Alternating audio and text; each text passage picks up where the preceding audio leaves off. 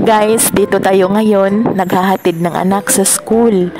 Bali, itong school na to guys, dito ako nag-aral noon ng primary. 4 na room pa lang ito noong 1986. Bali, grade 1 lang siya hanggang grade 4. Ngayon, nung nag-aral ako noon, grabe guys, kasi nga sa hirap ng buhay, mahirap talaga yung mga tao noon. Nag-aral ako na walang bag. Aral ako ng tanging ang bag ko lang is fishnet.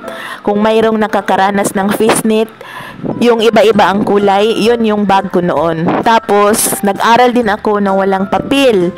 Ang ginagawa ko, nangunguha lang ako ng bunga ng bayabas, dinadala ko sa school. Ang 5 pirasong bayabas, pinapalitan ko siya ng isang papel. Natapos yung taon, di bumibili ng mama ko ng papel.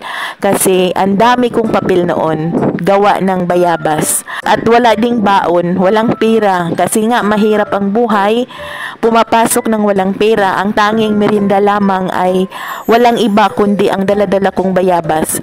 Yung tanging gamit ko ng lapis guys noon, kung mayroon din nakakaranas na katulad sa akin, yung lapis na malaki, yung malaking lapis na kulay itim. No, walang crayon kasi walang pambili ng crayon, walang notebook kasi walang pambili ng notebook. Ngayon nakaraos naman din, natapos din ng grade 1, nakasama din sa with honor lang, kahit hindi naman tayo katalinuhan.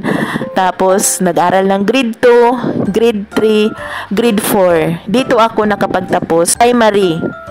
Bali nag-graduate kami dito noon. Pahirapan din noon nung nag-aral kami kasi walang tubig. Nag-iigib kami ng tubig, pandilig ng mga halaman. Tapos lagi kaming pinapadala ng bulo. Pag wala kaming dalang bulo, kinukurot pa yung singit namin. Kung mayroon ding nakakaranas ng ganon, same tayo. Kaming nakukurot ang singit. Kasi walang bulo.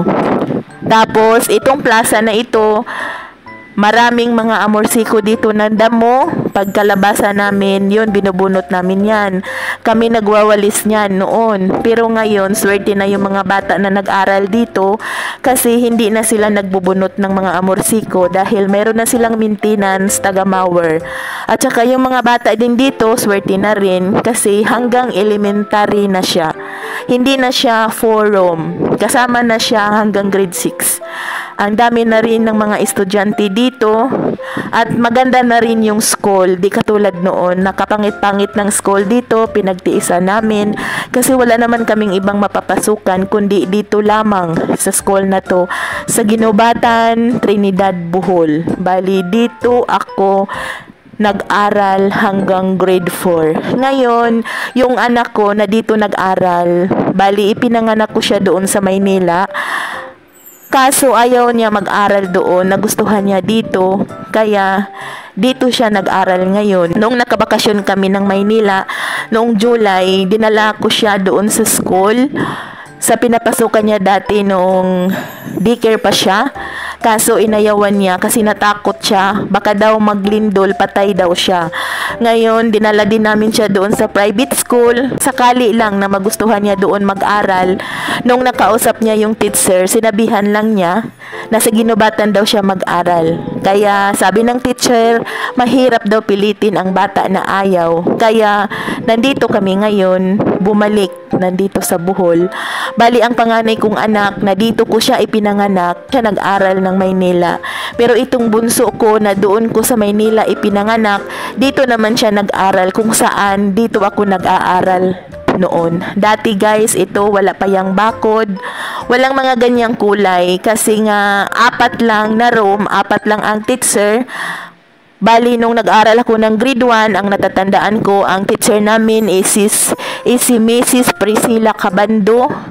Tapos, nung grade 2, yung teacher namin, si Magalyones, Roger Magalyones. Nung grade 3, si Ma'am Ababo, nakalimutan ko yung pangalan ni Ma'am. Noong grade 4, si Ma'am Medina Mumar.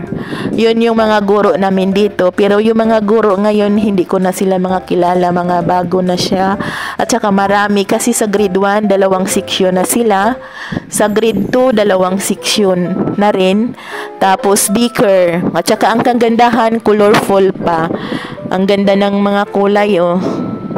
pinagpipinturahan nila. Talagang ang laki na ng pagbabago. Hindi na siya katulad noon. Pero alam nyo ba guys na sinira din to ng bagyong Odette. Kaka-recover lang nito at hindi pa nga tapos. Ayan, yung dalawang room, winasak yan ni bagyong Odette. Pero sa awa ng Panginoon, unti-unti ring nakabangon.